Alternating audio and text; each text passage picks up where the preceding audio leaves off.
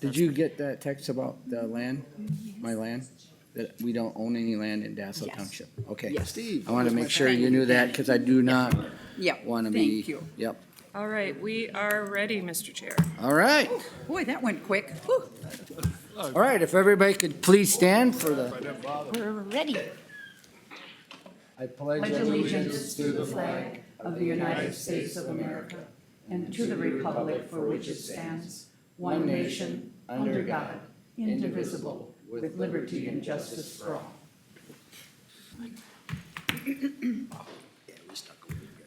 All right, good morning, everybody. Free year. First off, is there any public comments? Yeah.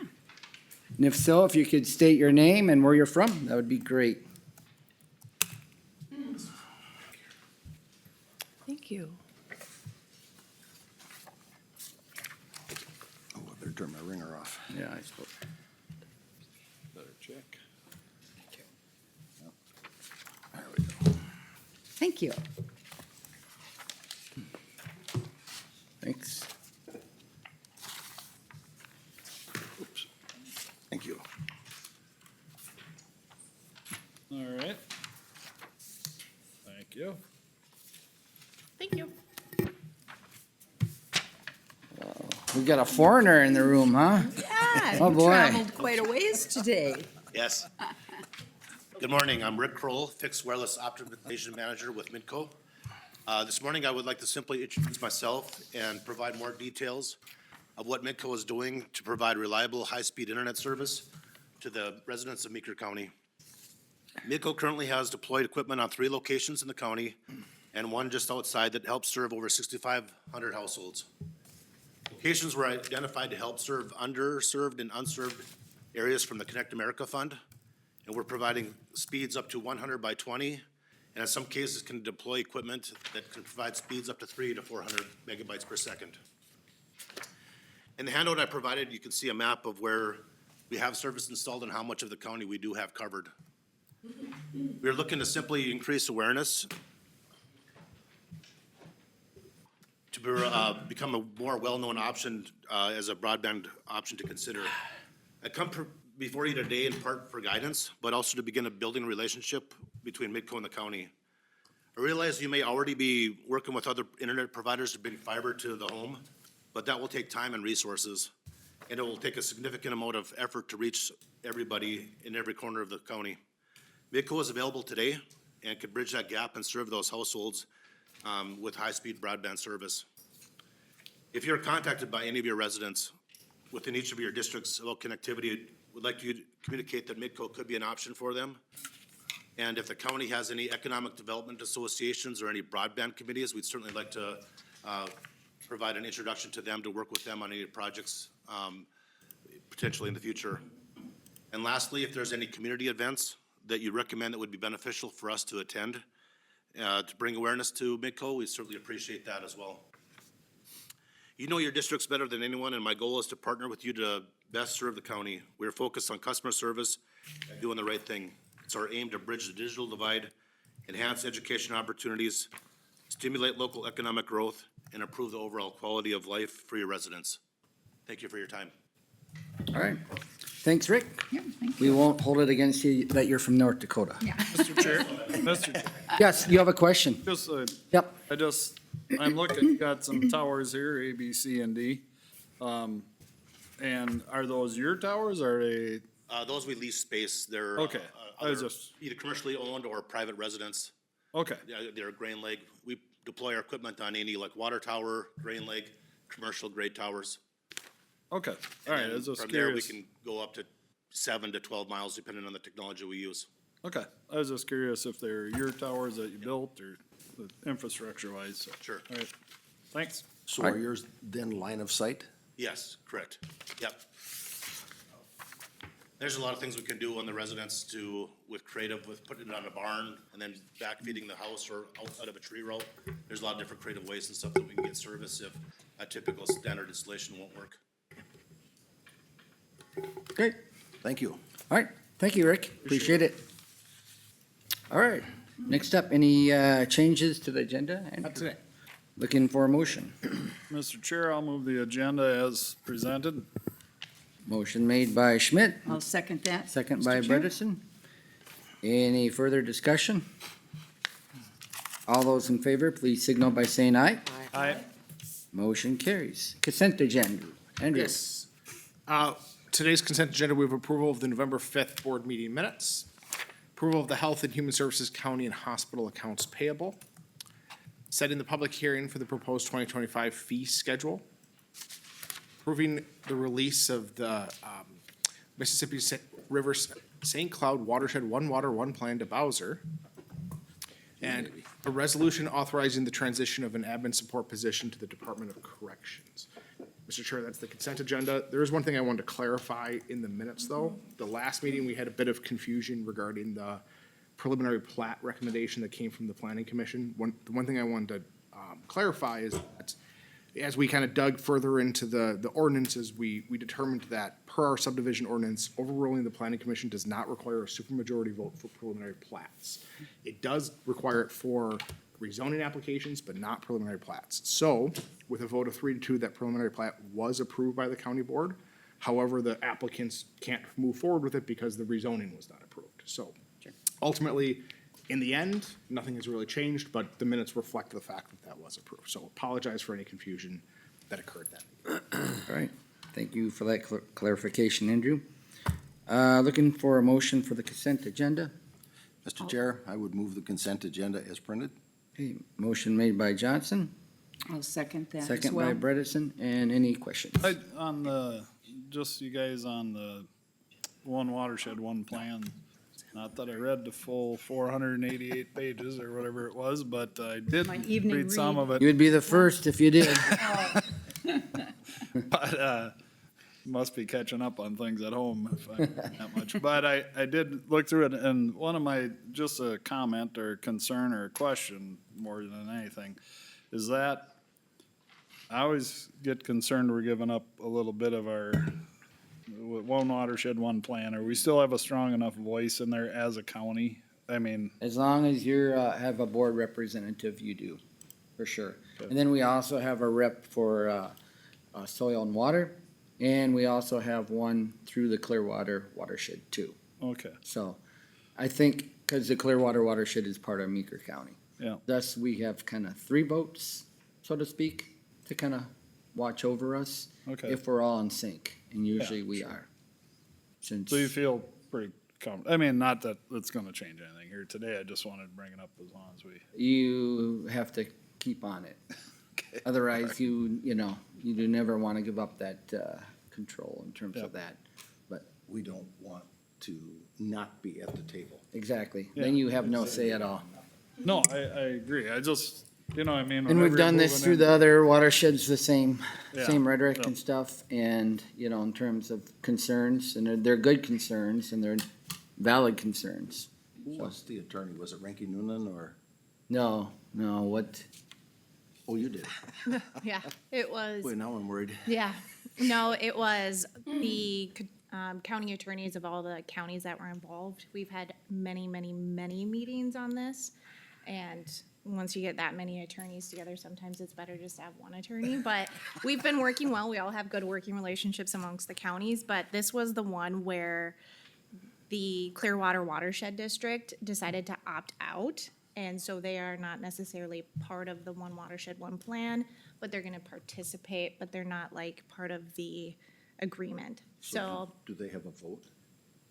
no, they don't have a they don't vote. have a vote? No. No, but they are part of this because they wanna have separate funding. They don't wanna be tied to whatever the one watershed, one plan is doing. So I think they're instrumental and influential, but they just, like, it's not part of their philosophy of being able to become just part of, because they lose a vote. I mean, they lose a larger amount of votes, so, does that make sense? So if they become part of it, then they actually are losing a lot more autonomy, rather than when they stay separate, and then they can ask for their own funding, and they can come up with their own programs. But obviously, in the one watershed plan, they need the Clearwater Watershed District to be part of it, so they're gonna be invited in. But they're not part of the necessary agreement, the JPA. And they were advised by their lawyer. Yeah, we had many meetings and they decided to opt out and there was no repercussion for them. I was just curious. And essentially, it's the only part of Meeker County that is part of it almost, is the Clearwater watershed. The very, Tip, isn't it? very, yeah, It's less than ten northeast, a percent. very boring sector of Meeker County. Sauk, I like to keep it, so, Sauk is the same way. Sauk watershed is just a small part. yep, Northern Meeker yep. comes in like a mile into the northern tip up there around Eden Valley, so. But I think this was more about the planning and what kind of projects they're working on, and the JPA is something we're still working through. So they just were trying to come up with plans so they can start having action items. So when the JPA comes forward, that's the specific voting members, and that's where the Clearwater Watershed District opted out. I just wanted to make sure we still had strong or competent, Yep, Still have, adequate still have a voice representation. at the table, we still have representation. Yeah, And Joe Norman with Meeker County, he's doing a great job, okay. being a excellent voice as well, and then Danny's on that too. yep, All right. all right. Any other questions on the consent agenda? I do, Paul? and I apologize, Andrew, I didn't find this yesterday when we spoke on the phone. On the accounts payable, Civic Plus, we pay them to host. And I'm not questioning, I just wonder what Civic Plus is that what everybody uses to apply? Civic Plus hosts our website. Okay, They used to provide, Civic HR was a different package they provided for the applications. They don't do that anymore. Now we use, I think, Centurion. It's the new company. We just started with them. okay. They, Civic Plus backed out of that business, that line of business. But yes, Civic Plus is our website host. Okay, thank you. Any other questions with the consent agenda? Mr. Chair? Yes. We should, I wonder if we could talk a little bit about the DOC. I've got to pop out of the title here. The resolution 2420, transition of administrative support position to DOC. Maybe we should, you got a minute to, can you give a little?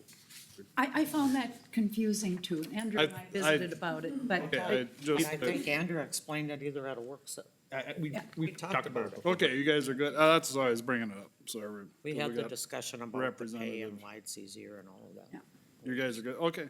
I just, yeah, it was a it was little, just clarification in little case confusing, anybody else but- didn't know. I've been in the meeting. Not that you can't ask, I'm just Yeah. saying. No, I just We wanted just to didn't more put it so. on there. We had a previous discussion. Some of us have more knowledge about it just because we talked about it. During the separately. budget discussions. Yeah. I see. And we talked about it. Was it at a work session? It's come up at a couple of different Sometime. meetings. Yeah. Okay, I just wanted to make sure everybody was good there. All right, We're good? now I'm No, Now you're perfect. conscience free. All right. count to three. I wouldn't Okay. say perfect, Steve. I'll agree with you, Beth. Okay, with that said, I think we have a resolution on the table. Commissioner Olberg. Yes. Commissioner Bredesen. Yes, Commissioner Johnson. Yes. Commissioner Schmidt. Yes. Commissioner Schiefelbein. Yes. Okay. That rather, can I just go for the whole consent agenda too, Andrew? That is the whole consent. Okay, all right, all right. Moving on. Mary Ellen. CEO of hospital. And a new guy. Tyler. The new guy. The new CFO. No CFO. Okay, Nicole's replacement. So, all right. Not so new, but. yeah. Let me begin, thank you again, Mary Ellen Wells, CEO at Meeker Memorial Hospital and Clinics. I'm going to summarize a couple of points, turn it over to Tyler, and then I'll wrap up. Couple of great things that are happening at the hospital right now. Our orthopedic service has just taken off beautifully with our partnership with St. Cloud Orthopedics. And you'll notice in the minutes of the August board meeting where we approved the purchase, the lease of a Mako robot. And we had an open house last week with over 200 people coming to witness just what it is that this robot does. And it was a wonderful, it's been wonderfully received, and it's great to be able to offer this service locally. We've got, also in the minutes, if you take a look at all those others present in the August meeting, We have a full roster now of senior leadership, key leadership positions. This one is one of them here. And I do want to point out that for several months, there were two key leaders, Suzanne Hansen and Jane Holmgren, who really worked with me to see the hospital through while we filled those key positions. And eventually I will, besides Tyler, bring one person at a time to have you meet and see the strong leadership that we have. I'm going to stop and turn to Tyler this is his first presentation, so there you go. Not ever, but in front of Mary Ellen. Again, I'm Tyler Alseth, the new CFO at Meeker Memorial. Very nice to meet all of you. I'll give a quick synopsis of the financials and where we're at currently, and a little bit about what we'll see on the balance sheet in the future. So, we're experiencing actually a decrease in inpatient revenue. It's a larger healthcare trend. It's not just experienced by us. It's been happening for 5 to 7 years at a pretty good clip. So we are experiencing that as well. Just increase in technology and third-party payers, insurance companies, what they're going to reimburse has a lot of impact on that. But on the bright side, the decrease in inpatient results in an increase in outpatient revenue. And so we're significantly outperforming that area. Overall, gross revenue is slightly lagging. No cause for concern. Contractual adjustments, we're outperforming our estimate.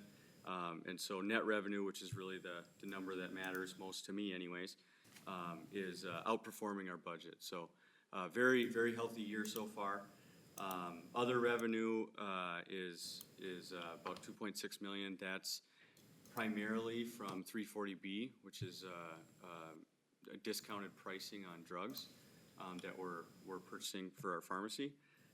And that program has really taken off with some legislative changes over the last year or so. So that's great. Expenses are slightly over budget, but with revenue being significantly over budget, that's to be expected. So our operating income is at $2.6 million for the year so far, results in a 7% operating income. Non-operating is primarily market increases, and that's at about $1.5 million for a total margin of 4.2, and then the percentage on the total margin is 11.2%. So if you look at Minnesota healthcare as a whole, very, very strong year so far. So I think we're all very happy about that. Going to the balance sheet, not a whole lot of note here, pretty consistent month to month. I will say that, alluding to Mary Ellen's point, the last board meeting that we had at the hospital, we had a couple things passed, and so we will see a shift from cash to assets in the coming months as we work on some small renovations and things like that. Be the improvement we talked about in pharmacy that I talked to you about. That's one of the big things that should have been happening a while ago, so. And also, we had, what months didn't we have orthopedic for July and August? Which, Yeah, July and August and part of September. yeah, till these guys took over. Without So. orthopedics. But if you weren't at the open house, that thing is a fascinating deal. Guys have got me to press the button a couple times, so. I know there's Careful. more to it, that wasn't a lady. Dr. Oberg. Yeah. Occurred to me that Paging Dr. Oberg, please. I expected to see something huge, and it really isn't, but the difference it makes is gonna be, it's modernized and, Instead of doing 2 or 3 total knees or total hips in a day, they can do up to 8 in a day with using the robot. It was described to me that if they're about to make a cut and it's in the wrong spot, there's resistance. So it can't make a By the wrong cut. patient or by the? whoa, I think that's the wrong way.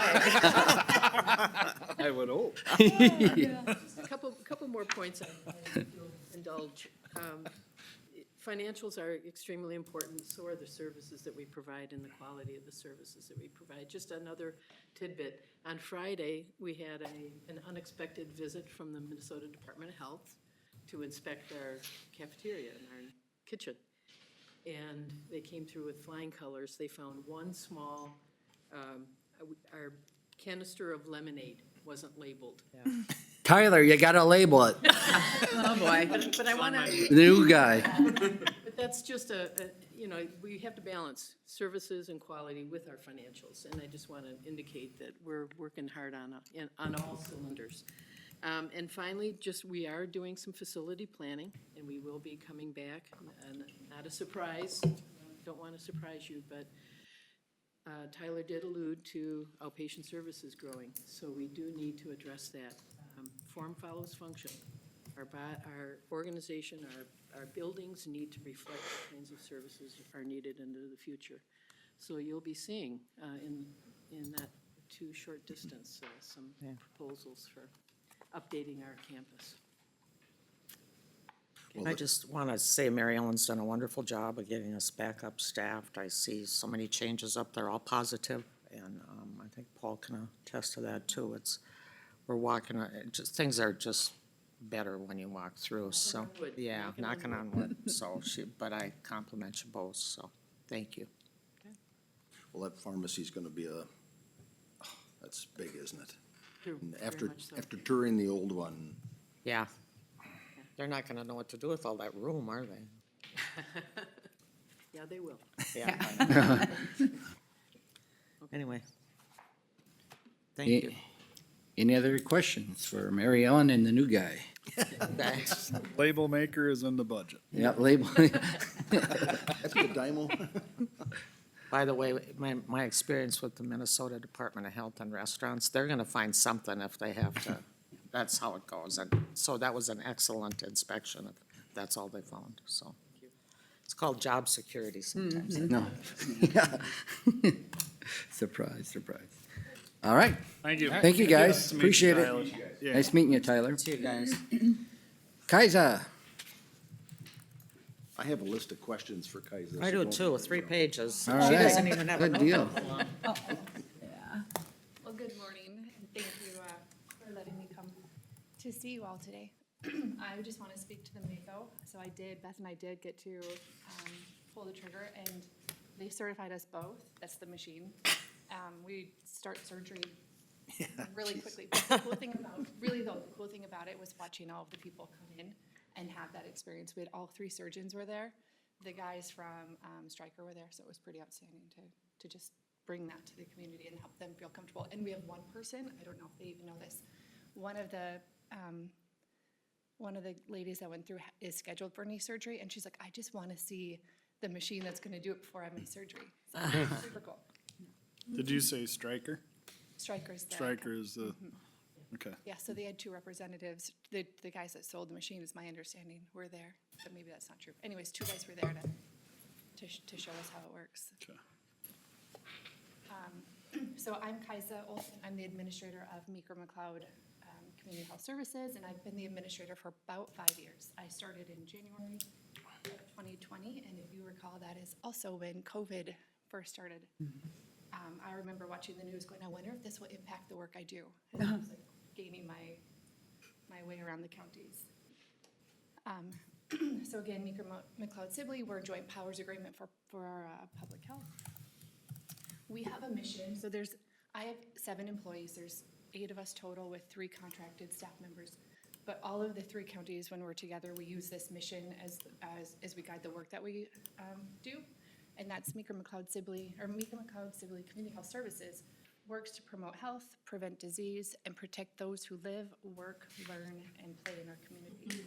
And our vision is healthier people with an enhanced quality of life, living in Meeker, McLeod, and Sibley counties.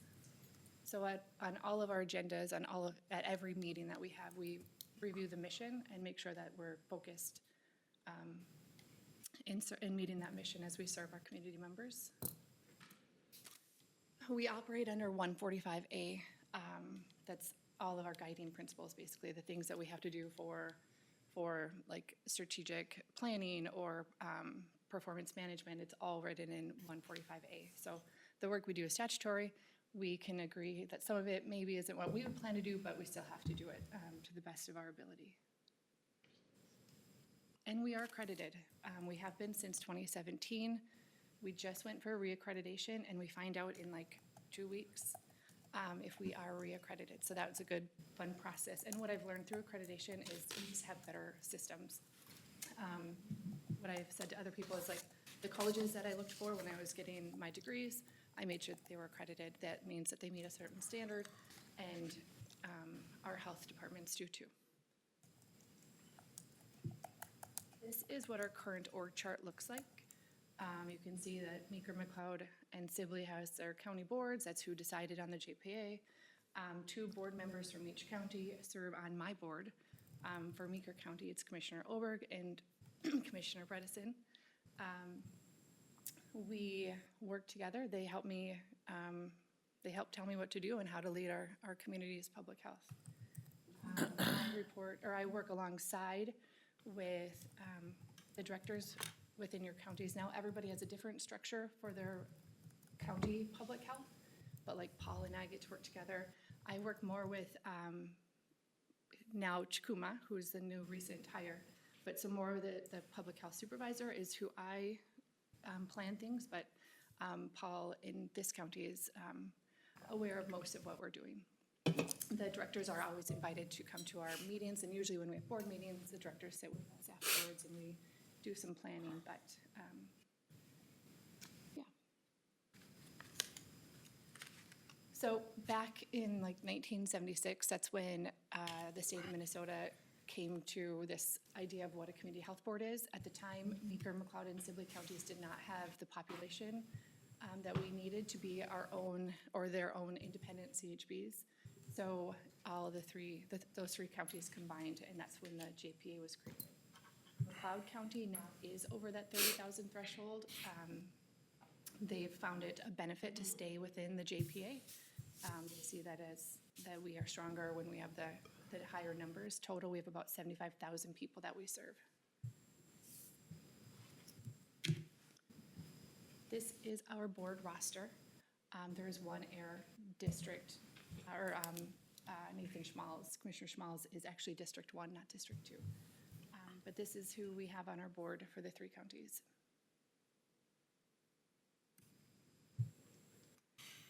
And these are some of the responsibilities as electives that you guys hold. Policy development, stewardship with our resources, legal authorization. There is actually a lot of power in the CHB if we need to use it. Fortunately, we've not had to say, well, our CHB is enforcing these kinds of things, but under certain circumstances and emergencies, there is some strong legal authority. Engagement and just making sure that people understand what the CHB is, making sure that we are doing continuous improvement or understanding what our continuous improvement is, and then just general oversight.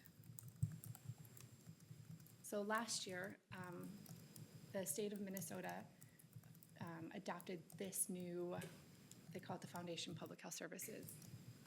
So these are all of the areas and the capabilities that we focus on and the things that we have to meet with our funding sources. So the foundational areas, which are the communicable diseases or the disease control, disease prevention, environmental public health, the maternal, child, and family health, and access to linkage and care. Those are the areas that we have to make sure that we are focused on, and then the different capabilities and how we are ensuring that those are done and met with appropriateness. So public health has some unique funding ways to ensure that the funding lines up with either the foundational areas or the capabilities. Some of the programs that you probably have heard of are things like WIC or emergency preparedness. We do family home visiting. SHIP is another strong one. Social reproductive health, that used to be called family planning. CNTC. We have about 22 funding sources. They can be as small as like $2,500 in a year and as large as $413,000, I think, is our largest contract. So that all funding sources are on a different calendar or have like their own calendar year. So they might start, I mean, literally every single month has a different budget. So it can be kind of complex. It would be nice to just have one general operating budget. And every time I am with the state, I let them know that. And some of you or other people talk about that with public health, that we just, it's kind of like herding kittens with our funding sources. But that's what we get to do. We are, the state has a committee called SHAC. Our commissioner, my board chair, Commissioner Smalls, is he's like an alternate for the SHAC advisory committee. But this is the regions that we have for SHAC. And SHAC works with MDH in setting policy, and it's made up of MDH employees, commissioners, and then also people from local public health association, which we are a member of. And then just for your awareness, what we're looking at for 2025, we're closing out of 2024. We've started working on our community health assessment. We just started a steering committee called CHAT, and that is an acronym that I cannot remember what it means. Community Health Action Team, maybe. They are helping us for all of our things, all of our plans that we create for public health. We have to have a community engagement piece of it, and so the steering committee is made up of community members from all 3 counties. We're working on establishing and better engaging the foundational capabilities. We do have a new strategic plan that's due in 2026, so we'll be working on that in 2025, and the state of Minnesota is helping us with that. Some people do hire consultants like CLA or CLA does some for public health, but we're going to stick with the free version of MDH. We received some dollars for public health emergency preparedness, so we're learning how to utilize those dollars. And the state has kind of duplicated dollars with the same plans or the same duties, so they're helping us understand how to better use those funds. And then a strong focus for us right now is business partnership. We learned during COVID that our businesses and economics, the economic community has to thrive even during pandemics. So we want to make sure that if we have some kind of health emergency, that we have strong partnerships and understand how some of the decisions that are made at some levels might impact them, so we can provide that support. And those are my kids. And I realize my husband didn't make it up here. But The husband is always left out, I tell you. he's probably like, thank you. I'm a Litchfield native. I have 4 kiddos. This is actually a couple of years old. 2 in college and 2 in high school. And yeah, I know you're like, wow, because you look like you just graduated high school. But any questions for me? I know kind of a run through, and yeah, any questions for me? We do really cool things in public health. It doesn't look like it on here, but we do really cool things. Mr. Chair. Yep. First of all, thank you. You participate in MAP, which is our Meeker Area Partners in Prevention. Yes. So we do appreciate that very much. The other question I have is, you're a 3-county joint powers. How interconnected are you really? Does McLeod do things just for McLeod? Does Sibley do things just for Sibley? So Or if is you- there a sharing? There's so we're kind of a hybrid model. So all of the 145A things are definitely shared responsibility. And for the most part, each county provides like a planner or health educator to do the 145A items. Because they have to be done in the community. We can't just sit and write up a plan. We have to show that we had community engagement and involvement, and heavily. We have to create action plans that, again, aren't led by us, that are completed with organizations within the community. So those are super strong. Some of our programming, like the WIC clinics, for instance, the clinics are run by the counties. So like here, Chikuma and Kay will make sure that those, and Paul will make sure that the WIC clinic is run well. Some of the internal decisions are made within Meeker County. How many days or the days that they open is totally determined by Meeker County. But the planning of like the education, when staff are getting educated, when we're doing different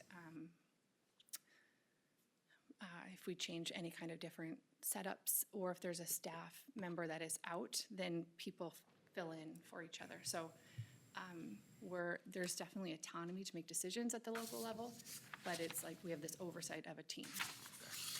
Okay, thank you. Also, when we talk about grants, different ones come along through the year, right? We got one, a diabetes grant a while ago. That don't last forever. Recently, we got a cannabis grant, I think, for $130,000. Correct. So all those grants will tell you, you have to train so many people to do this grant. They have conditions, and that's probably gonna, we don't know if we'll get a cannabis grant again. We know that this one runs through June 30th of 2025. Right, and then we'll see, And right? then, So yeah. some of it, so you don't always know what you're gonna get, so And the way it's- that cannabis funding came in, and this is typical for public health, so on Monday I got the contract, reviewed it, signed it, or we knew it was coming, but I reviewed the contract, signed it. And they gave us a grant guide, but it didn't really tell us what our focus is. So originally we were told that surveillance was gonna be public health's responsibility, but it wasn't in the grant guide. So we know that we have $130,000 to spend within the 3 counties in 1 year. I had to give my budget. I got the dollar amount on Monday, and I had to submit a budget plan on Friday. And I haven't heard back. That was like 2 weeks ago. So I had to like turn around, and then I haven't heard back. Even though funding started November 1. So it's not even a full year, $130,000, and we have to be able to show who we're staffing to do whatever work that we still don't quite understand what we are going to do. So they all come with conditions, So obviously. it's obviously a use or lose. If you don't, Whatever, there is talk about it being able, that we might be able to roll it over for 6 months, that the contract ends, but we might be able to continue it until like January 1 of 2026. but if they don't do that, if you spend 90 of the 130, that's all you're gonna get Yes. reimbursed? Correct. So it creates the need to spend the money, obviously, if you, so what I mean by that is just that these grant, they're fluid, you don't, right, so, And then it creates weirdness of like, well, who has staff that aren't right. doing anything? And that doesn't, I mean, our staff they wear many hats in rural public health. So many staff members are involved in so many different funding. So then it's like, then we sit at management team is what we call it, and we're like, who has capacity? Does anybody have somebody that we can do a 0.5 to lead this grant? And then each county might get like a 0.15 FTE to support the work that the person's leading. So fortunately, we have 2 AMPACT volunteers. One's 40 hours a week and one is 25 hours a week that we wrote for, knowing that we have needs, but we don't always know what the needs are, and they're helping us identify or pulling data so we can identify where to focus those dollars. The cannabis grant was interesting to me when you emailed it, because nobody knows what they're doing with the cannabis, really, yet, do they? Do we have growers, we haven't done our thing yet in the county, really. We will be today. We will be today. Yeah, we already got, so how do we On the know, agenda how do today. we know what the outcome's gonna be? That's what I find a little bit fascinating, the way they hand out money, but, so. Regulations from the state Yeah. coming down. They make it, Yep. and then then you are stuck with it, so. Thank you. Absolutely. Any other questions for Kaisa? Thanks, guys. Thank you, everyone. Thank you. Thanks, Thank you for the Kaisa. presentation. Next up, Greg.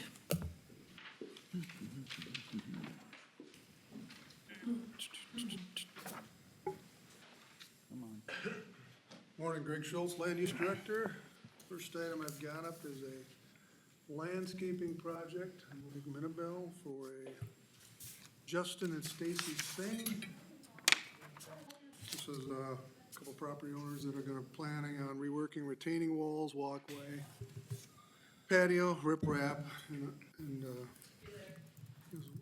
that's the entire project for you. See the sketch there to the right. Just believe it or not, is an updated sketch from a guy that Paul Johnson, I'm sure, is aware of what he used to do compared to what he does now. This is quite a nice sketch. But he does good work. Mike Wishman is the actual contractor. He does very good work. But that's a sketch. So, total impervious for the site after the project will be about 21%. So it's under the 25% threshold. Total materials of the project will be 60 yards of fill, 40 yards of riprap, 130 yards of retaining wall rock, 5 yards of pavers. Total about 235 yards of materials total brought in. Emily Wolf, DNR area hydrologist, had not commented time of the meeting on this project. Still hasn't commented on this one, so that's where we're at with this. So asking for approval of this project for the Singh family. Mr. Chair, move to approve the application for conditional use permit number 16502 to move more than 10 cubic yards of material within the shoreland impact zone and 50 yards of material in the shoreland district of the General Development Lake Mini-Bill with conditions. All right, motion made by Johnson. Looking for a second. I'll second that. for you. Second by Bredesen. Any further discussion? All those in favor, please signal by saying aye. Aye. Motion carries. Next up. Project we got is a ELM Incorporated. Thomas Fisher is the owner of the property. Ice House Solar 2 LLC is gonna lease this property from Thomas Fisher for a 1 megawatt solar project on approximately 8 acres, contiguous to the southern border of Dassel, city of Dassel. On this property the total of this property is 60 total acres that Thomas Fisher owns. 2017, the CUP was issued for Community One Solar 1.4 megawatt system on the property. In February of 2019, the CUP was issued for this property as well for the construction of a 1 megawatt project on approximately 10 acres. Those are the two systems you see on the picture right there in the past. And then in July of 22, Novell Energy Solutions was granted a CUP for a 1 megawatt system on this site as well. But they hadn't followed through on starting the project before July 19th of 2024, so that permit has expired. That would have been in the upper right-hand corner of that block there in between those two solar projects right there. That had expired, so if they want to come back, they'll have to redo a CUP if they want to fill in the gap for the future. But this one here is to the west of those two projects across the road, just directly south of Spectralytics. 2 months ago, they came to the board and after our ordinances, our moratorium was lifted on solar and wind. They came immediately after, within a couple of weeks, and wanted to challenge our a variance already to the road setback for the project because they couldn't get a waiver from one of the neighbors to the west.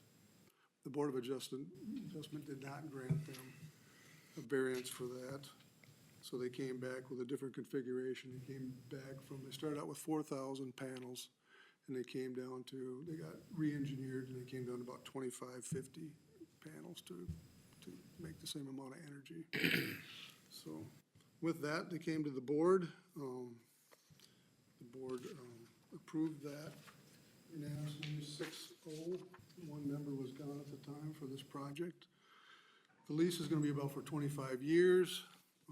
Xcel Energy has given them the impact study. That was last February, and it's through the facility study right now. So that's already been passed as of the first week of November. So they're well on their way with this project. So I'd ask for approval or denial of this project as it stands. Okay. I have a question, Mr. Chair. Yep, if I go may. ahead with the question then. Greg, you said it's south of the town? Okay, because in the packet here, it says this property is directly adjacent to the city of Dassel on its northerly boundary. And then it says. The property, on the property line. Yeah, it's on the northerly boundary of the property. Okay. And then, but then it says the city of Dassel signed a waiver November 20th, 2024, which is tomorrow. I mean, I'm just, my math ain't working No. today. I mean, so I just, for clarification, that's all. I'm not picking on anybody here. I can find it.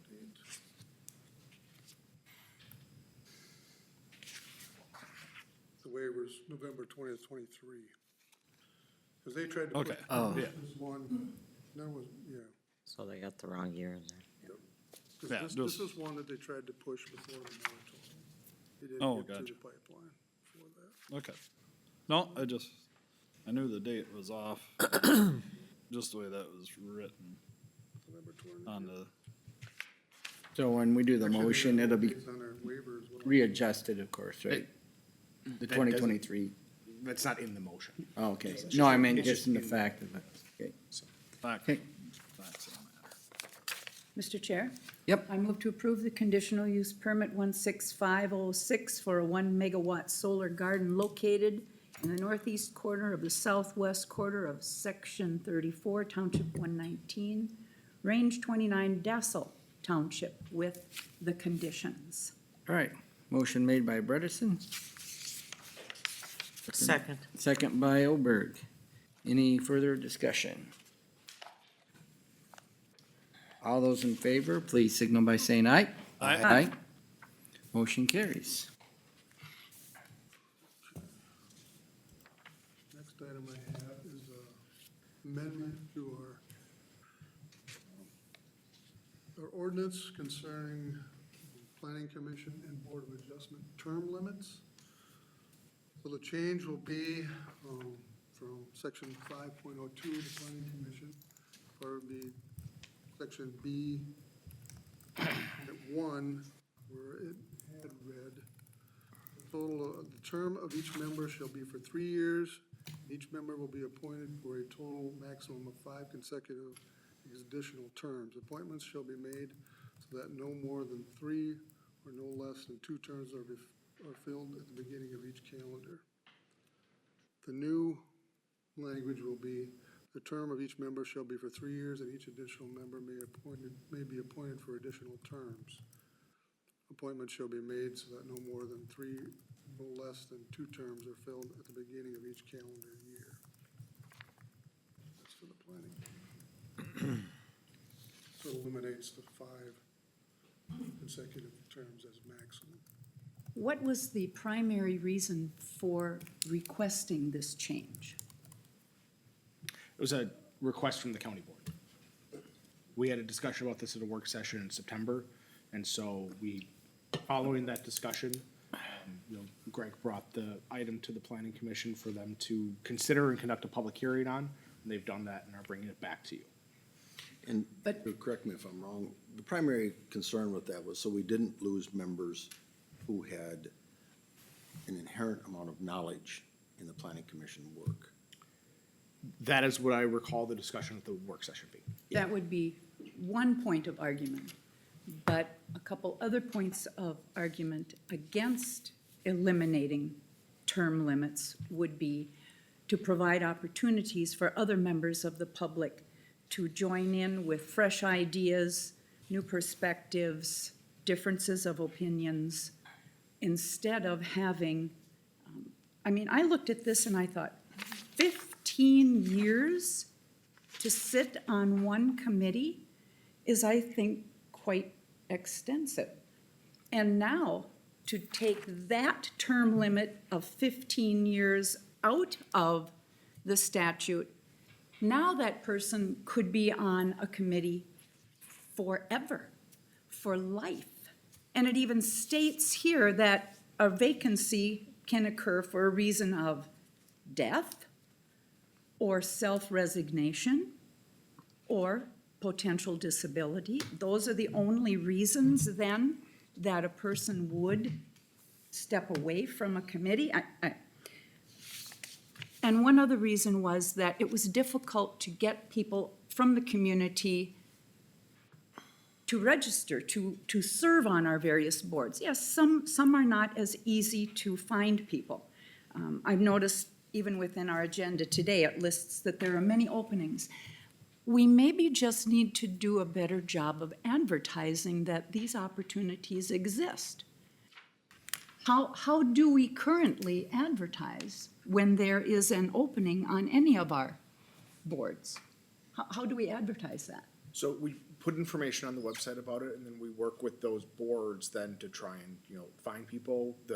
As you all know, the commissioners, especially if it's a district-focused board, Usually someone will reach out to you saying, asking if you know of someone in your area who would be a good fit for that. So those are primarily the ways that we do it. So a lot of it falls on the shoulders of us to help fill these positions. And we maybe then, as county commissioners and members who represent the Board of Commissioners on these committees, need to do a better job of letting people know that there are opportunities for them to apply, to be acknowledged by this board, and to help serve.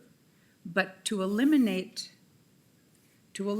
term limits, I think, is a slippery slope, because I think this would open up an opportunity for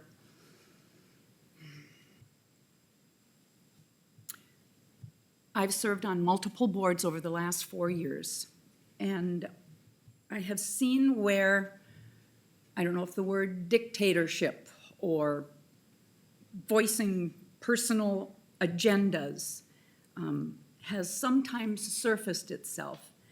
And I believe that leaving term limits at least provides one out for committees to maybe regenerate new people. Thank you. Okay. Any other buddy? Mr. Chair. Yep. Greg, was there anybody speaking against this at the public meeting? Okay. Mr. Chair. Oh, do you want to go? Steve, So the history on this is when we got a new board, we had commissioners, and I was one of them, who was very much in favor of term limits, including for serving as county commissioner. We found out legally we couldn't do the county commissioner, but we did the rest of the committees and extended this one because there was a lot of debate, if you remember, Brandy, probably about somebody that didn't want to get off. And I wanted to have this discussion.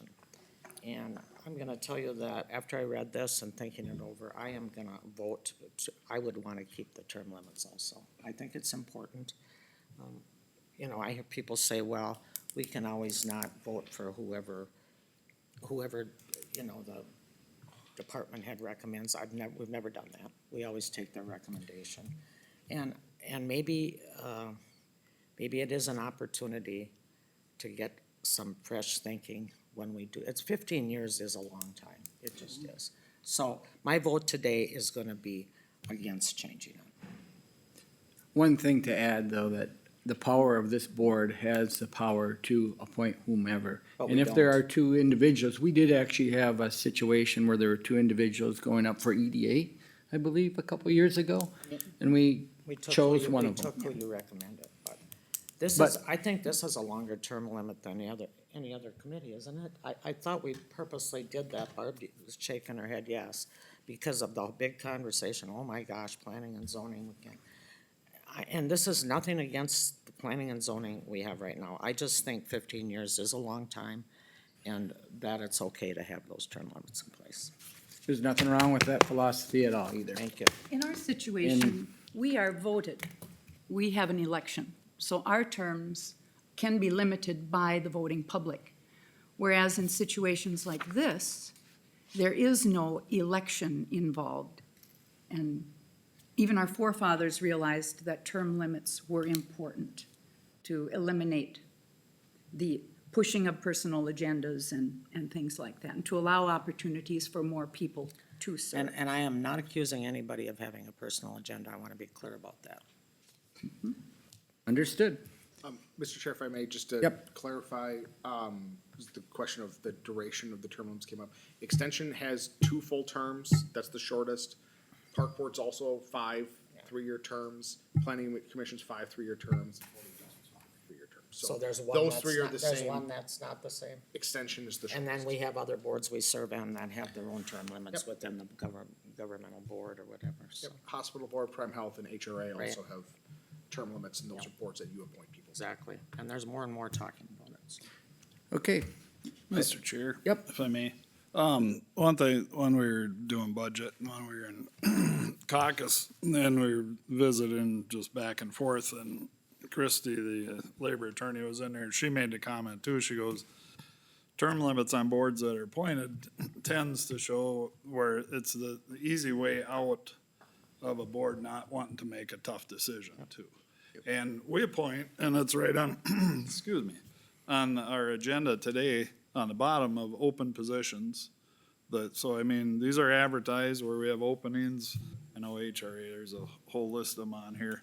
But, we're gonna appoint, so even if there was an election process at planning and, planning commission or board of adjustments or any of the other ones, even if there was an election, it's still, we make the decision here.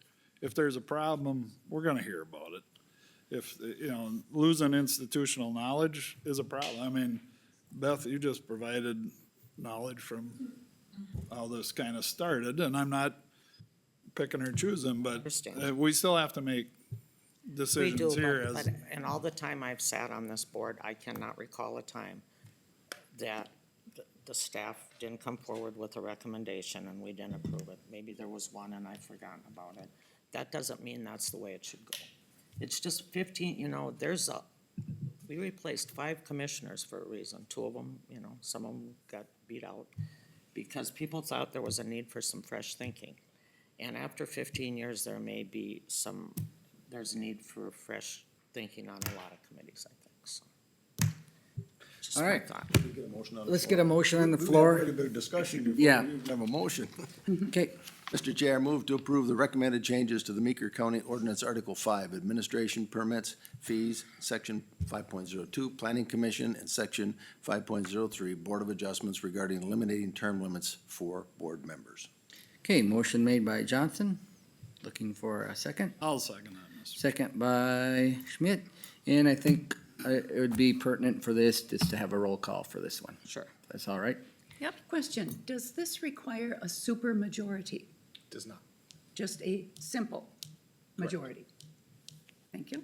Okay, Commissioner Bredesen, No. Commissioner Olberg, No, Commissioner Johnson, Yes. Commissioner Schmidt, Yes. Commissioner Schiefelbein. yes. Okay, motion carries. And then Greg can stay there because he has another item coming up right after this one. But our next item is a continuation of the same discussion, but with regard to the Extension Committee and the Park Commission. Where the Planning Commission and the Board of Adjustments are, the membership is outlined in the zoning ordinance. These 2 committees are done via resolution, so they require separate action.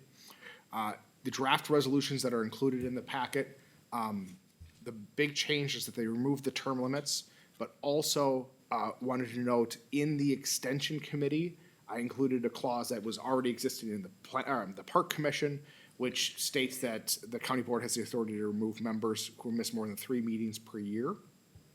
And in the Park Commission resolution, it had specific days of the month that they were supposed to meet. We removed that and included a clause stating that they need to approve a schedule on an annual basis so that they don't get pigeonholed into meeting on a certain date that may fall on a holiday or other conflicts that exist. So those are the changes that are included in those resolutions. Otherwise, they're identical to what was previously approved and is in the packet. Okay, thank you, Andrew.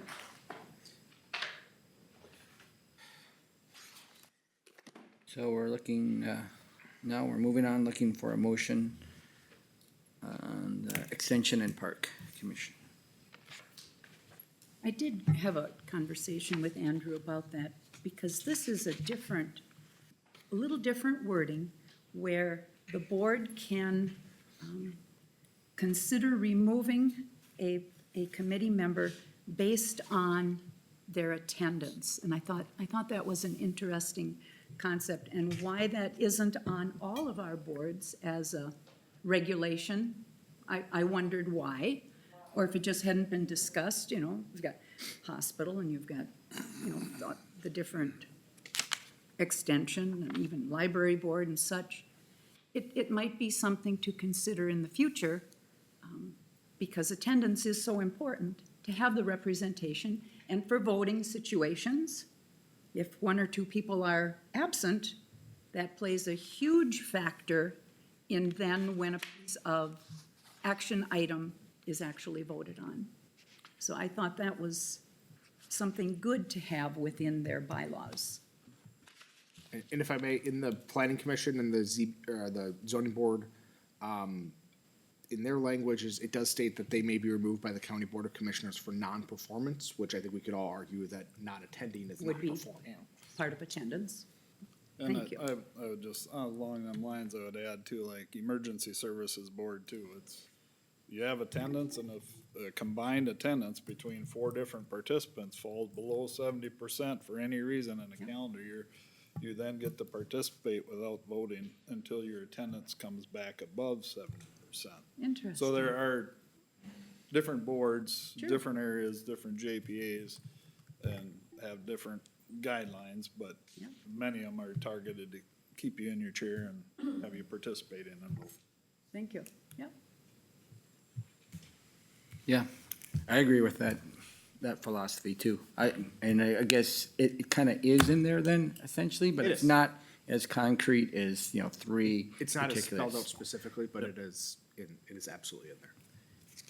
Okay, And Mr. Chair, you could take, I have the motion written here is taking both resolutions as omnibus, as one motion, or you could do them separately depending on the choice of the board. Gosh, I hate omnibus. I can't even tell you how much I hate omnibus.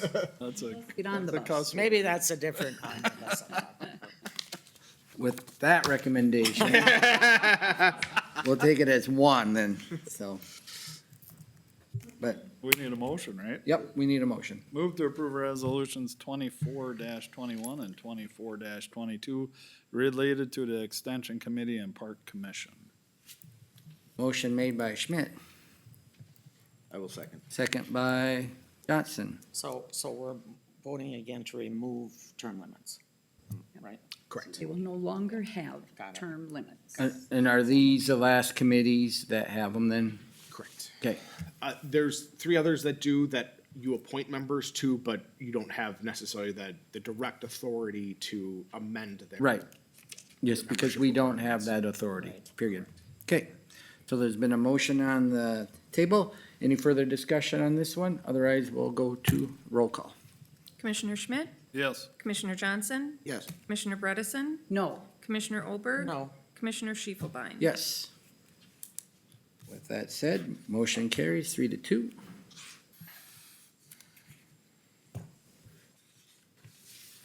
And moving on, again, Greg with cannabis.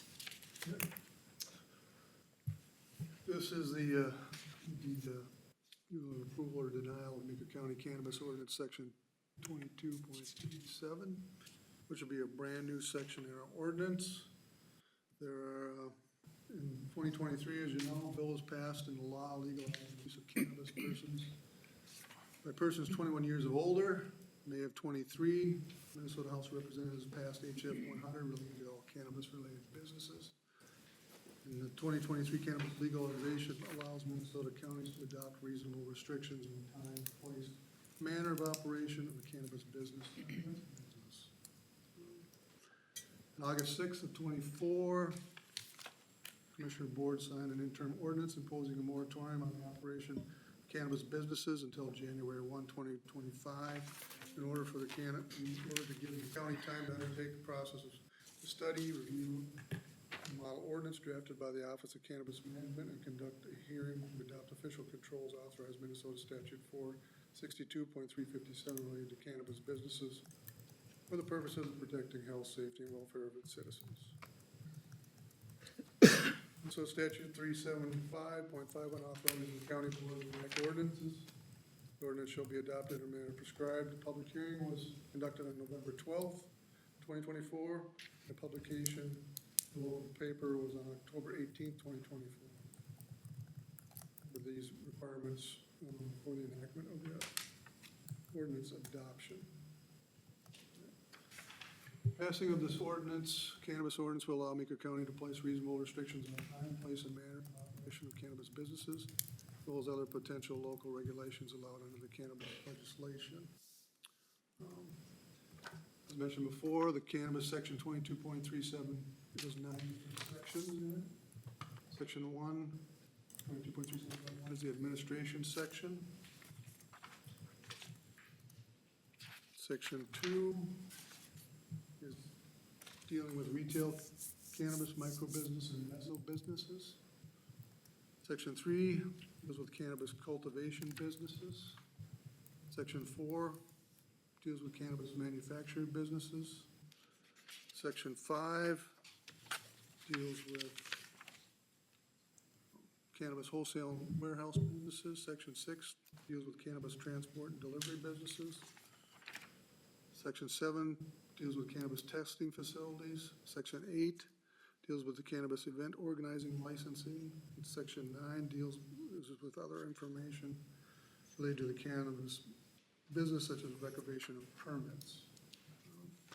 All these sections, one section or the other, should handle about anything that comes into Meeker County for permit, one way or the other.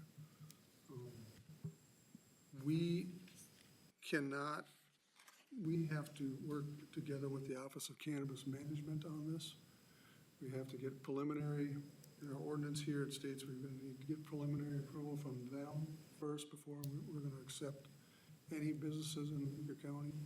And after they get their preliminary requirements checked off, then we will review it, and then we will look at the permitting of the business and then send our results back to them for their final approval. Ultimately, it ends up with the Office of Cannabis Management for final approval of these businesses. So, the only thing we can flat out deny is the event organizing. Is the what? I'm sorry. That we can flat out deny is the event organizing part of cannabis as a county. It's the only thing by statute they've given local authorities complete authority over to approve or deny those types of permits. So far, as of right now. That could change. Mr. Chair, just a question, this may be more for Brandy. Let's say, for example, if you have a felony, you cannot get approved, correct? If you have what? A felony. Correct. Okay. Unless Let's it's say- unless let's it's say a Steve- cannabis-related felony. If it's a cannabis-related felony, then you could. Because then you may fall, I mean, Makes perfectly no in, sense. in certain circumstances, It's laughable. because you may be considered a social, you may have been considered to be like negatively impacted by the previous prohibition. So in that case, you may. But I don't understand what felonies there exist for that yet. Well, previous felonies, right? But if you had an assault felony or something like that, then Yeah. you would not. So if Steve had a cannabis-related felony, Yes, use Steve as an Okay. example. and he wants to I'd hang out with open them. manufacturing, distribution, or retail business, he comes to me who doesn't have a felony and says, will you just go through the application process and put it in your name and I'll do everything else? There'd be no checks and They do that, balances to they catch do that with right? the puppy mills I worry about all the time. That's what they do, so. There's the licensing process, the vetting process is done by the state. That's where we are requiring that they come to us with a pre-approval prior to going through the zoning process. So that vetting will have occurred. Now, whether or not that vetting turns out to be sufficient, we can't say, that's a risk. that is outside of our control, but that is the state's responsibility. Yeah, because I saw there under section 2237, all permits are non-transferable. So, you know, but that would be kind of an under-the-table action. Be like Lori getting it because you can't because of your felonies. You don't? Oh, sorry. That's awesome. Paul doesn't have In other any words, felonies. sleep easy. Paul the doesn't state's have any got it. felonies. The state's got it under control. No Yeah, worries, they All sure right. do. no worries there. Then my second question is, did the sheriff's office weigh in on this? They're comfortable with what they're going to have to enforce? Well, I mean, they're not comfortable.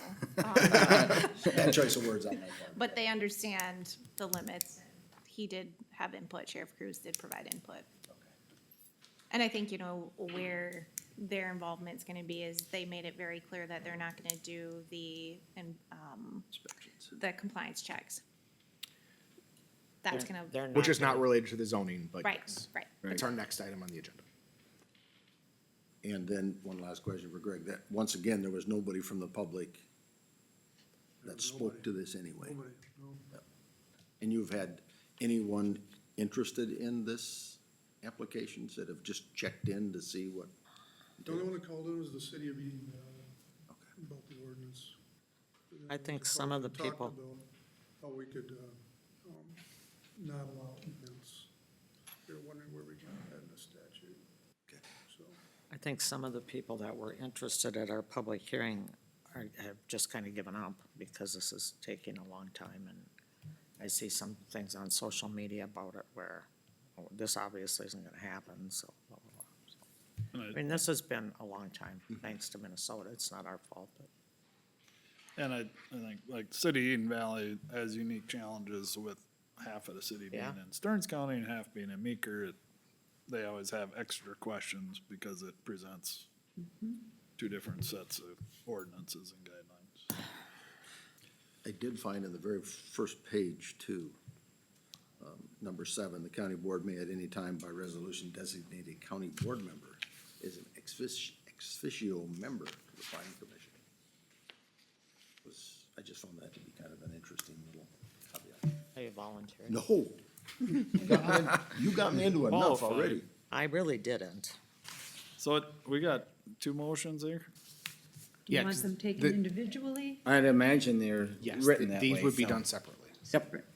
Well, what's the first one? Mr. Chair, I move to approve an amendment to the zoning ordinance establishing section 22.37 cannabis ordinance. Okay, motion made by Schmidt, looking for a second. I will second that. Second by Johnson. Any further question? All those, this is not a resolution, right, the first one? All those in favor, please signal by saying aye. Aye. Aye. Motion carries. Mr. Chair, Yes. I move to approve Resolution 2024-20, rescinding an emergency interim zoning ordinance that instituted an emergency moratorium on the operation of cannabis business. All right, motion made by Bredesen. Looking for a I'll second. second, Mr. Chair. Second by Schmidt. Any further questions? Corey, roll call. Commissioner Bredesen, Yes. Commissioner Schmidt, Yes. Commissioner Johnson. Yes. Commissioner Olberg, Yes. Commissioner Schiefelbein. Yes. Motion carries. Greg, thanks, and tell the planning commission we appreciate all their work. It's been a busy, busy year for them, to say the least. They could probably go and incorporate some of these new resolutions and relieve themselves and have a good time maybe, huh? All right, moving on, Andrew. So, the other piece of the new cannabis regulations is then internally within our organization, how do we handle applications as they come in? So we wanted to adopt a policy that outlines those processes. So when our first application comes in, we're not trying to figure things out at that point. We have things laid out. The general idea is that these would be processed similar to the way that we do tobacco and alcohol licenses, where the application is received by our property records, taxation, and elections department, and then they route it to the different departments who would need to sign off on it. In this case, that would include themselves, because they need to verify that all the taxes have been paid on the property. It would be land use to verify that they've met the zoning requirements. And then we're also looking for input from the county attorney's office and the sheriff's office to ensure that we don't have any verified complaints or violations or enforcement actions that have been taken against the business. And the last is when we do renewals, routed to the Health and Human Services Department to ensure that they've successfully completed age verification checks. Age verification checks is one of the things that's required under the statute. It's one of the few things that we are required to do. And the decision is that that would be managed by HHS. They would hire the young adults who would help us with that process, and they would do those verification checks and then report to the state if they do not pass those checks. So they're gonna come in and try to buy it like they did a long time ago when I was managing a business, and then try to show you a fake ID. Or they'll look like they're 30 when they come in, but they'll be 1 year below their, it's called this, that's how they're gonna do it, right? That is the requirement under statute that we And do. normally that's done by the sheriff's department. So the statute requires that it be done by law enforcement or an agent of the local government. And so we have So the we're gonna ability add that to, on to Health and Human Services. that has been the discussion that we've had. They've done it in the past. They have. The trainings for this, what you would call the stings, Well, that is a sting. in connection between public health and law enforcement. And so they would do the trainings and They have the time. education. Whether they have time or not is one of the things that they're gonna have to make time for. And is this coming down from the state? It is a statutory requirement. And is this still done for the sale of cigarettes and alcohol? Is it That's still? discretionary. It's discretionary. They It's not haven't- required. It's not a requirement. Enforcement or public health. They have the authority to do it. However, based on the community's response, there has been some changes in the processes that the county handles those compliance checks. Since the tobacco ordinance, I think it hasn't, there's no bars selling tobacco anymore, so they certainly don't go there. And I think there was some issues a few years ago that people have changed the way they operate, so. Is this It's part? not fun if you're a business owner. No. Rennie. Because I don't think anybody sets out to try to sell to a minor. I just don't think that's the goal, but it happens. But there are people who That's just do. my opinion. We can talk about that at a later date. But here, there is no, there is a requirement by statute, so Okay. they have to do it I regardless just find it of. surprising it's not the sheriff's department. Is it because they don't have time or? The sheriff's office was not interested in doing it based on the community response from the tobacco and alcohol, There you Previously, go. so. okay. But they will follow the statute and the compliance in other ways. So And they're not what- ignoring what their statutory requirements. Another Correct. thing we used to have available for tobacco and alcohol was some training. And that's where public health and law They enforcement will would be able work to work together. with some of that money, which could be a place for this cannabis funding that public health got, some training for staff, employees that are selling it, Exactly. give them a fair shots. So then, in addition to the registration process we conduct for businesses that have a retail component. So that's a retail business, but also a micro or meso business that has that retail piece to it as well. Any other business, we do not register, but they are still licensed by the state. Part of that licensure process is the state reaches out to the county and asks, or the local jurisdiction, and asks, do they meet zoning compliance? And then we have 30 days to respond to them on that. So this policy outlines who is responsible for that, and as you'd expect, it's our land use director who's in charge of zoning. The last piece that I want to highlight is, under the statute, cities have authority to delegate their registration authority to counties. What this policy does is, I don't believe that we have much say in saying no to the cities in doing that. And so it outlines the fact that we would do that. The benefit that the county receives is the registration fees that come in, the county gets to retain, but the city does not. We would still have the cities confirm whether or not the business meets their zoning requirements, because our zoning ordinance that you just adopted does not cover any of the cities. We don't want our ordinance to cover their different zoning districts and whatnot. They need to be responsible for their zoning. We're responsible for our zoning. So they would do that. We would then also take on the age verification checks for those businesses, for the cities that we're doing the registration for. And we would seek to have joint powers agreements with those cities where they would reimburse us for those costs because they also get a share of cannabis sales tax dollars that come to. So do we know how many cities are interested in doing that? I think the Saw majority Litchfield. of our cities are going to be interested in having the county take that on. I've reached out to all of them multiple times and have not received a flurry of responses on this issue. But we know that Eden Valley has expressed interest, Watkins has expressed interest, Litchfield has, I believe Kingston has. I don't know if Dassel is gonna be interested in doing it, so. Okay. So what about our sheriff's office? What's the jurisdictional boundary still prevail? Correct. Okay. Of course, we provide this service in Cosmos, Grove City, and Dassel. In every city except for Eden Valley and Eden Litchfield. Valley, yeah. And Litchfield. And Litchfield. Yes. And that's why the policy is drafted in the way that the language allows for the other appropriate law enforcement jurisdictions to enforce. Eden Valley, again, that's the county line. Because just a couple years ago when their chief retired, they talked about contracting with the county, but you have two counties. That's and tough. Yeah. They can Splits assist the- the other county the and town. cross over, but they cannot initiate. So you would always have that problem, so they kept their own police department Otherwise, the county line is right through the center of town, so Yeah. you got half the city on one side and half on the other, so you were constantly crossing lines. So there's no other way to do it there. This document that we're addressing is just for Meeker County. Correct. How does this compare to our neighbors? To how other counties are Yeah, handling it? Do There's- Candy, Ojai, McLeod, Stearns? Yeah. I haven't routed this around to my colleagues in other counties to see if they're adopting something similar. However, we know what our authorities are under statute, what our responsibilities are under statute, and more or less this outlines what those responsibilities are. There's not a lot of wiggle room that we have in these things. And this is more for us internally to understand who's responsible for that.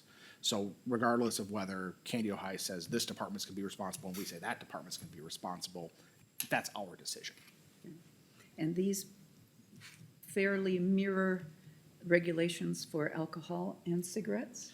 The application process is similar, meaning that the application is received by the property records department and then routed around to other departments for their feedback, their input. I see renewal registration fees. I know we were talking about fees, et cetera. Are those similar? The fees are outlined in statute. Okay. So we have no authority to change those fees. They're higher than tobacco. They are much higher than tobacco. This looked to And be, it's higher for a renewal than it is for an initial application. okay, thank you. Mr. Chair, I move to approve a policy related to adult use cannabis businesses. Motion made by Schmidt, I will second. second by Johnson. Any further discussion on cannabis? All those in favor, please signal by saying aye. Aye. Motion carries. Next up. Mr. Chair, I would suggest that we push Barb's presentation to after our closed session, since the folks who are here for closed session are here. Okay. We do that, and then we come back and just swap those items. I was hoping for a quick break. Break. Well, we will have a transition period to go downstairs. Oh, we're going downstairs. Yes, because of the size of the group. Okay. I want to be able to. Do we need to motion on that? Need a motion to enter into closed session. Are we coming back up here? We are coming back up here. Mr. Chair, I move to approve or to a recess. Adjust the agenda? There we go. To move into closed session. Motion made by Schmidt, I'll second that. second by Bredesen. Any further discussion? As a reminder that during closed session, that the only items that we should be discussing for the purpose of it being closed. All right. There will be no discussion about left side. And we're going. Downstairs. All those in favor, please signal by saying aye. Aye. All right, we're closed.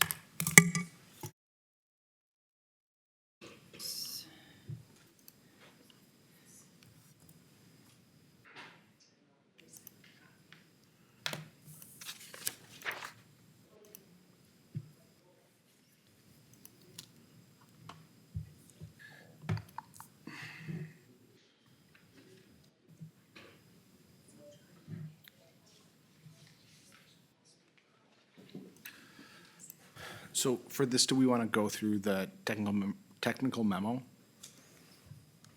Is that the? Okay.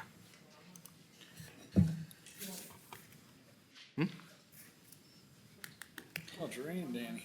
I don't know, a lot. My phone says inch and a quarter. as of Yeah, it midnight. was over an inch for sure. My brother has a rain gauge and he said 2 inches. Yeah, that's as of midnight. I mean, This I morning. get an email. Oh, that much, really? Yeah, it's quite a bit. Midnight. It's been raining. I mean, it was raining all night, pretty Sounds good. I'll consistently. pull that up. After midnight. That's okay. So Andrew, how are we supposed to proceed forward on this part then? So now we're gonna have.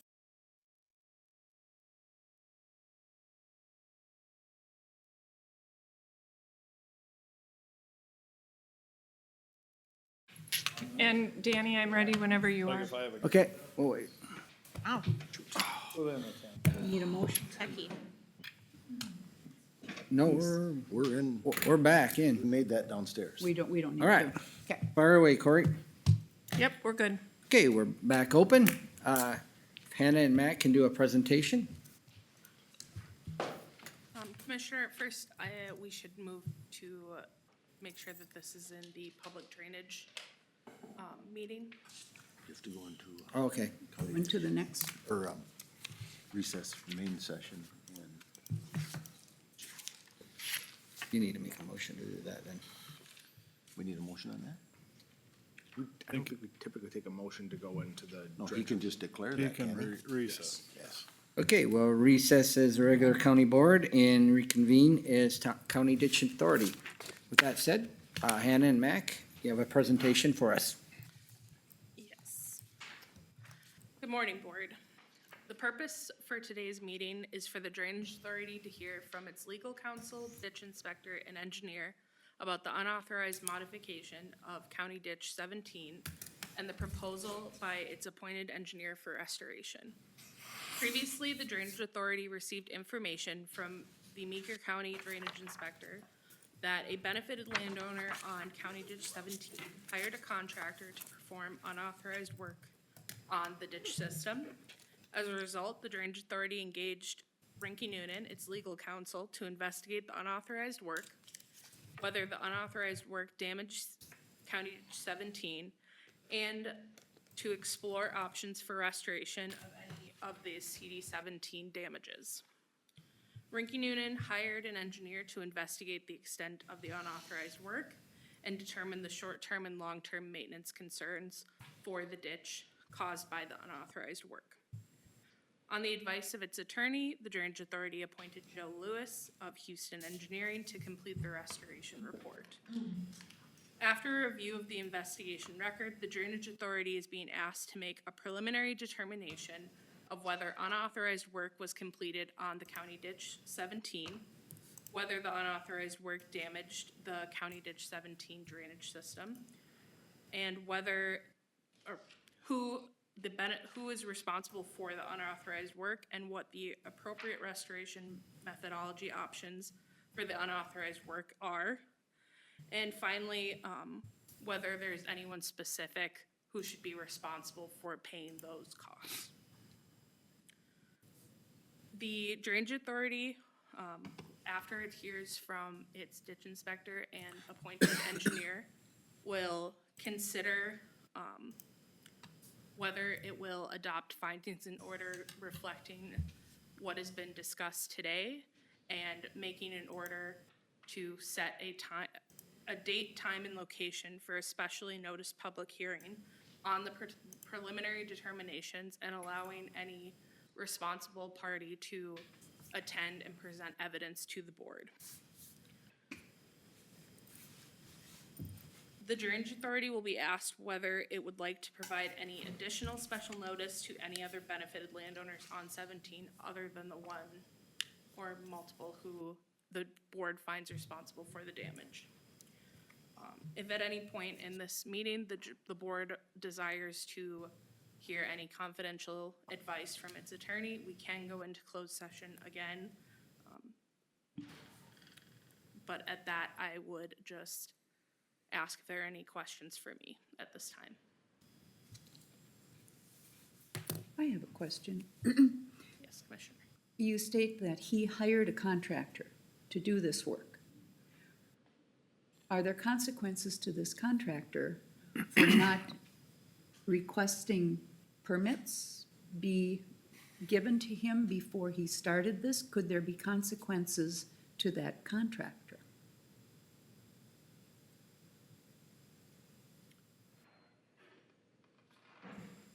If this were a reputable contractor, you would think that those permits would have to have been presented to him before he did the work.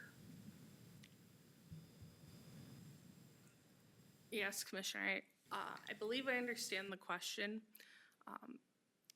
Under the drainage code, there's not any specific permits that this board can give out for work on a public drainage system. Generally, the board has to authorize and hire the contractors who do any work, whether that's a repair, an improvement, or any kind of modification to the system. And so, should the contractor have done some further digging, sure. But I also think that there's not a clear understanding right now about what did that contractor know when they did the work? Were they told that this was a private ditch? Say. Yeah, we probably don't know that information, so the contractor may not be able to be held accountable for anything. Yeah, specifically from this board, I mean, I would say there's not really a method for like a punitive damages against the contractor that the board could impose. Yeah. Because I think even simply looking at a plat book or making a phone call, a contractor would be able to get information. Let's see, I've been asked to do some major work on a ditch. I just need to know as a personal private contractor if this is, you know, a county ditch, or if it truly is private, because he may have been told, this is my property, and so. Commissioner Steve. Bredesen, I just, from my knowledge, I don't think there's anything in statute 103B on anything like that, because otherwise there would be a lot more checking going on with tiling, with different projects, and none of that is required. So I think that's the biggest caveat. It's up to the landowner and the property owner that adjoins the ditch or drainage system. To notify. It's up to them. To notify They're, these they're the people. ones held accountable. So the contractor, whether it be yourself doing the work or a contractor you hire, they kind of leave that. I've never seen anything in 103B that ties the contractor, because it's the landowner's responsibility. It kind of starts there and ends there, and whoever did the work, whether you did it yourself or you hired somebody, is kind of irrelevant in their mind. It's just that you followed the guidelines. And do contractors pretty much assume that the landowner has taken care of those requirements It's not their before worry. they It's not their begin? worry, because it's, Sure. you know, whatever you tell me to do is, you know, and it's kind of set up that way. I mean, the system that, and any of the work I've done on the farm over the years, the buck starts and stops with the landowner. The landowner. And I think the landowner then could look at the contractor if they did not comply with their responsibilities and duties. So it would be a landowner to Between those. contractor, not the county between the contractor. So we're dealing straight with the landowner. Question for Hannah and maybe Brandy too, for clarification. What if the landowner is the contractor? Does it matter in terms of hiring, as it is written there, that maybe it's the landowner that is actually doing the contracting work? For the purpose of today, I would say that doesn't matter. Okay. Okay, And I think that's the caveat in there. If it's tied to the landowner, then all that stuff is irrelevant, whether they did the work themselves, hired somebody. Yep. Otherwise, we'd be trying to figure all that mess out too. yep. Okay. I just wanted that Thank you. clarification. Also not aware exactly of who was doing the operations. Yep, I don't know who was running the machine, we would have no idea. Okay. but it's the same backhoe that's been jumping around. It might be logical to think that they own that. I don't know. And if there is need for a further investigation on this, if we, whatever path the board ends up choosing, those individuals will be questioned. Okay. Any other questions for Hannah or Mac?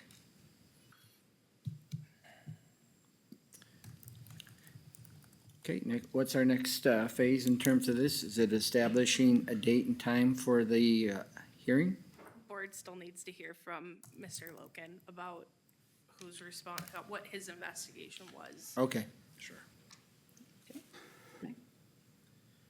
Mac Loken, Meeker County Ditch Inspector.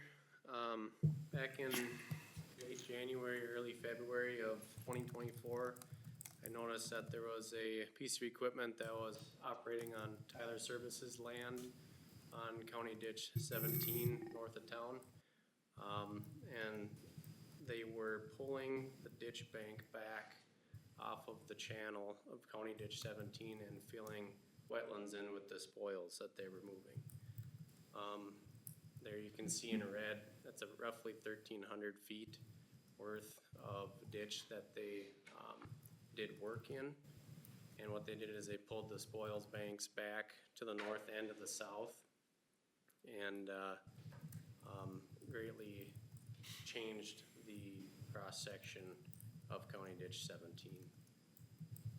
There you can see the cross-section there. And we do have 2 engineering reports. One was done, if I can find it here.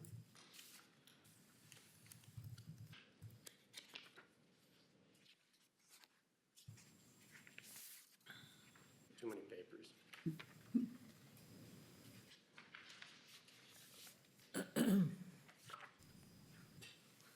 I take it the green is post and the black is That's correct. prior. Do we have the elevation, I mean, is that 2 feet, 4 feet roughly? Yeah, I got that. I just gotta find it here. Okay. Here. I didn't see that. So the first report done by Houston, was in May of 24. And then, they did one recently here in November of 24. And, I'm sure Joe will talk more about that. But we can definitely see that with the heavy rains, this spring and summer and, there's been a lot of changing that's happened with sediment on this system. And I'm fearing that a lot of the sediment is gonna continue moving west into the portions of the ditch that he didn't touch, and cause major issues, later down the road.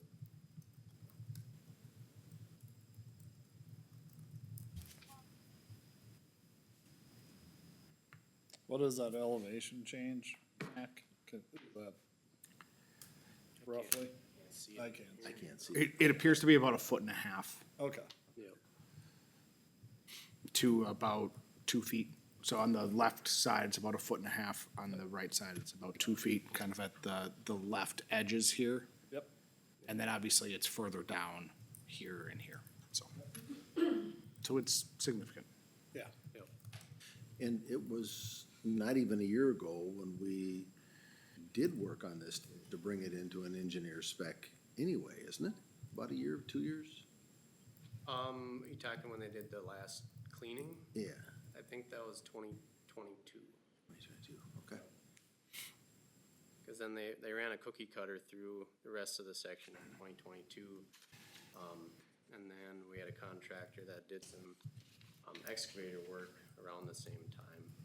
But what I've heard, the landowner was not happy that there was, ditch banks that held wetland water back. What they wanted is they wanted a level basin going up to their tillable acres so they get a bunch of surface drainage. So they were upset that, the county left spoils bank. You know, that's by design, so you don't have surface flow and erosion, which we have now. So that's why they went in there, and did the work that they did, so they could drain the overland water that they had, so. With this wet summer and large rains, has that bottom of the ditch filled in? Oh, yeah, Because of cause I've seen it, I mean, they just basically flattened it, beat it up. it's flat, there's no channel anymore, it's just. it's all Do we know sediment. what the bottom is though? I mean, do we have a foot of sediment or do you have some measurements on that? Between the 2 engineering reports, I think there's roughly 2 feet of sediment that moved in. Already in the bottom of the Yeah, ditch? just from the first engineering report to the second. So from, May to November, about 2 feet of sediment moved in. I won't doubt it with the Yep, roughly. significant rainfalls that we had this year. Yep. I would not be surprised. Yep. And there's no. So you went buffers. backwards. Yeah, there's I mean, no it was- buffer left anyways, cause they went through and filled in those wetlands.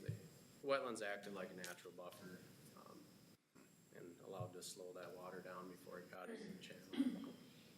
So there's no chance that the work he did improved. No, It has been an adverse situation. in my opinion, yep. Okay. Cause the whole goal is to keep sediment out of the ditch, you know, at a minimum, just keep it out, then you can have water flow. He wanted more drainage, what he ended up doing is limiting sedimenting his drainage and everybody else's drainage, because he just brought a bunch of sediment Can't. into it. So,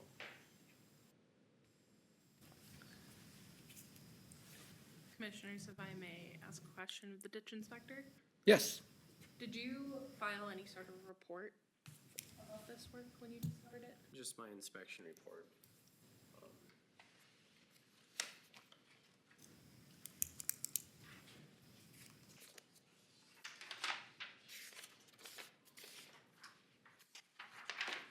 Just my inspection report in, February 2nd of this year.